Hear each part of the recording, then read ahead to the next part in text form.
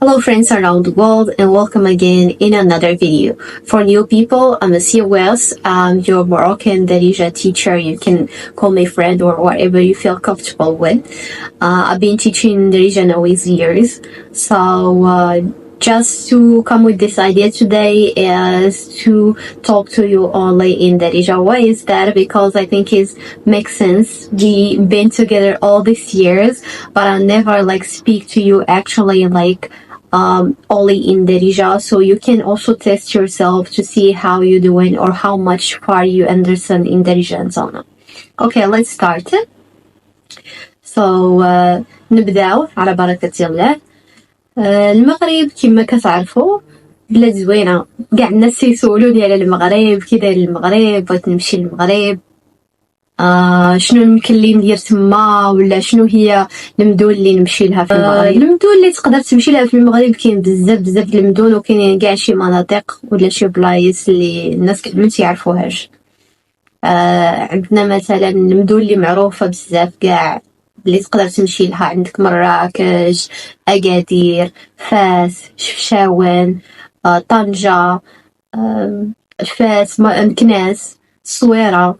هادو مناطق سياحية يعني 100%. وكاينه اوريكا جيت مراكش، وكاين يعني صراحة المغرب كله فيه ما يتشاف، كل منطقة وزعما شنو كتميزها بالنسبة للمغرب. مثلا عندنا فاس هي الاصل ديال كلشي تقليدي. الانسان بغى يشري تما شي سوفينير، ديما تنقول لكم مثلا الناس تيسولوني كاع ابار اليوتيوب وشي بلايص تقريبا تقدر تشري فيهم شي حاجه تراديسيونيل ديال المغرب، ولكن اللي كيميز اللي كتبقى زعما فريمون فيها نيت داكشي تقليدي تيبقى فاس. اصلا حتى هنايا في تركيا كيقولوا باقيين كيعيطوا المغرب فاس، ما كيعرفوش المغرب كمغرب. ملي كتقولوا المغرب شنو هو المغرب ما تعرفوش، باقيين تيعيطوا له فاس. يعني هذه تنوصي بها ديما الناس، تنهضر عليكم نتوما يعني اجانب توريست، كتبقاو يعني تمشيو تما تختار زعما حاجه مزيانه وتراديسيونيل هكذا. بغيتي مثلا تسارى تشوف مناطق زوينه، تشوف بلايص ديال غنية عن التعريف ديال مراكش وكل شيء. كذلك الشمال ديال المغرب كما قلنا شفشاون وكذا. واصلا هي بلا ما نقول انا عليها، يعني هي اصلا مدن سياحيه اللي كيمشيو لها بزاف الناس ويتمتعوا بالطبيعه، سواء الطبيعه ديالها شويه مراكش يعني هذه غنيه عن التعريف.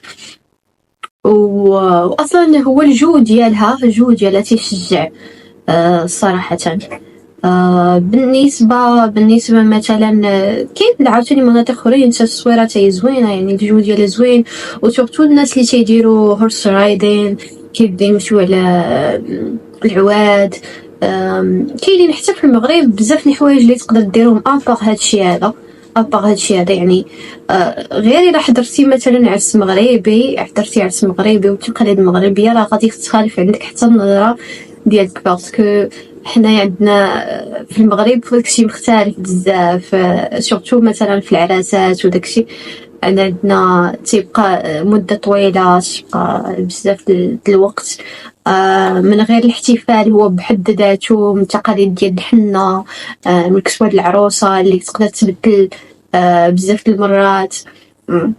يعني بزاف الحوايج اللي عندنا في الثقافه ديالنا مختلفه بزاف على نقولوا تقريبا كاع على العالم كامل، حيت كل دوله في العالم وكيفاش طبيعه الحال الناس هما تختلف الحضاره والثقافه وكيفاش كبر الانسان، حتى هذه كتلعب دور. كيفاش كبر الانسان، راه مثلا كان قال لي واحد السيد مثلا، يعني كتشوف الانسان تتعرفوا من اي درجه، يعني اين طبيعه هو كبر عليها، فهمتي؟